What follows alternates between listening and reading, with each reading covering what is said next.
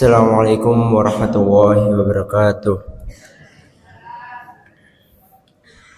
Innal hamdalillah nahmaduhu wa nasta'inuhu wa nastaghfiruh wa na'udzu billahi min syururi anfusina wa min sayyiati a'malina. Man yahdihillahu fala mudhillalah wa man yudhlilhu fala hadiyalah.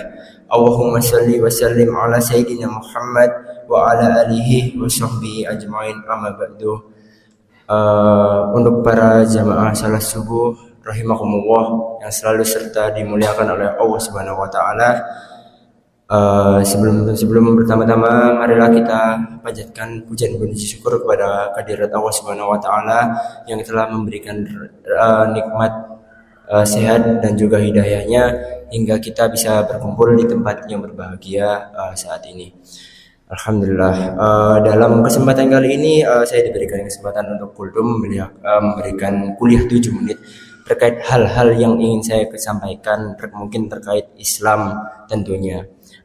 Karena di sini saya merupakan salah satu mahasiswa dari teknologi yang berkaitan dengan IT, maka izinkan saya menyampaikan terkait tantangan Islam dalam era teknologi yang saat ini.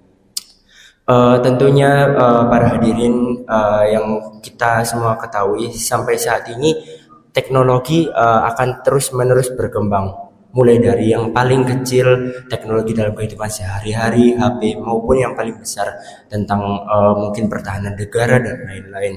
Tentunya kita akan mulai dengan hal-hal kecil dalam kehidupan sehari-hari. Apa sih yang perlu kita persiapkan untuk tetap meningkatkan iman dan takwa kita, berpegang teguh pada Islam? Bagaimana ketika kita bertemu mungkin dengan saudara-saudara muslim kita yang berjauh di sana melalui telepon ataupun melalui video-video, melalui video TikTok ataupun media sosial lainnya.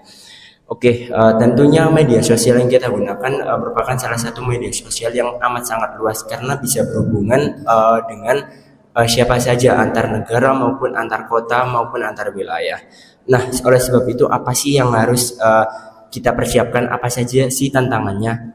Ya, yang pertama di sini ada tantangan dalam menjaga akhlak dan etika. Karena media sosial merupakan tempat yang sangat luas, wadah untuk siapa saja yang ingin bersuara, apapun itu. Selama hal-hal tersebut bisa dipertanggungjawabkan, itu merupakan salah satu hal yang bebas. Nah, disinilah kita akan menerapkan suatu toleransi terhadap pandangan apapun yang menurut kita berbeda. Islam diciptakan menjadi banyak-banyak bagian. Itu juga sudah disampaikan oleh Nabi Muhammad melalui hadisnya bahwa nanti pada esok hari Islam akan terbelah menjadi beberapa bagian, akan tetapi tetap berpegang teguhlah pada Al-Quran dan hadis-hadisku. Itu hadis yang disampaikan oleh Nabi Muhammad SAW. Nah, untuk menghadapi hal-hal ini yang perlu kita lakukan adalah muhasabah diri, untuk selalu mencari kebenaran terkait hal-hal yang disampaikan oleh si khalayak umum ini tadi.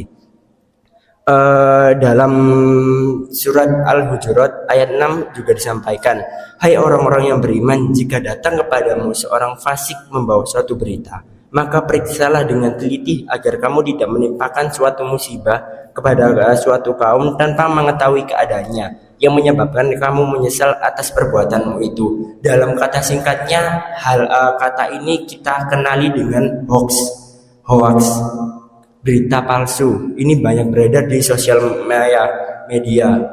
Dengan gampangnya ketika ada suatu broadcast message di WA ataupun pesan-pesan singkat, berita hoax yang belum kita periksa kebenarannya sudah kita share kemana-mana. Nauzubillah, summa nauzubillah.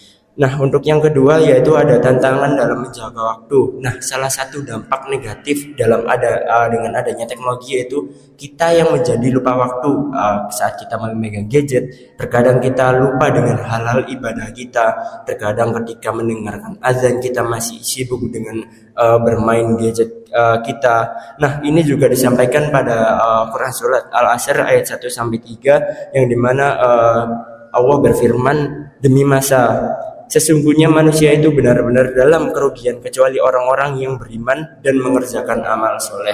Jadi dengan adanya surat Al-Asr ini mengingatkan kita bahwa kita harus benar-benar pintar dalam memilah waktu dan memanage kegiatan-kegiatan kita dalam kehidupan sehari-hari, sehingga hal-hal yang kita lakukan itu insya Allah dalam satu hari itu semuanya bermanfaat dan bernilai ibadah. Yang ketiga yaitu adalah tantangan dalam menjaga keimanan. Di era digital ini kita juga banyak mendapatkan informasi-informasi dari jagat media sosial, dari dunia-dunia luar, dunia-dunia yang belum kita ketahui di luar negeri, yang mayoritas pun banyak negara-negara yang non-muslim, di mana pahamnya ada liberalisme, ada ateisme, yang dimana kita harus menjaga sebagai kita merupakan negara NKRI yang percaya akan adanya Tuhan. Kita memiliki hak untuk memeluk agama. Terutama kita juga Islam, kita berpegang teguh pada Al-Quran dan hadis-hadis Rasulullah. Allah juga berfirman dalam Quran surat Al-Isra ayat 36 yang berbunyi, dan janganlah kamu mengikuti apa yang kamu tidak mempunyai pengetahuan tentangnya. Sesungguhnya pendengaran, penglihatan, dan hati semuanya itu akan diminta pertanggungjawaban. Kalau kata anak Gen Z sekarang itu FOMO, fearing of missing out. Jadi ingin aja ikut hal-hal yang tren padahal gak sesuai dengan budaya kita nih, gak sesuai dengan Islam, seperti itu. Dan yang terakhir yaitu tantangan dalam pemanfaatan teknologi. Dengan adanya teknologi ini biasanya terjadi banyak perdebatan di kalangan muslim maupun ulama terkait mungkin bagaimana cara kita melakukan suatu peribadatan, atau gampangnya itu banyak yang memperdebatkan terkait ini bid'ah atau enggak sih, ini benar atau enggak sih. Nah, kita kembali kita bermuhasabah diri juga, menuntut ilmu yang lebih dalam terkait apa sih yang dikatakan bid'ah itu, mana sih yang dikatakan benar ataupun salah. Mungkin itu saja yang dapat saya sampaikan sejauh ini. Apabila ada kurangnya saya mohon maaf, apabila ada benar itu merupakan dari Allah Subhanahu wa taala. Kurang lebihnya mohon maaf. Wassalamualaikum warahmatullahi wabarakatuh.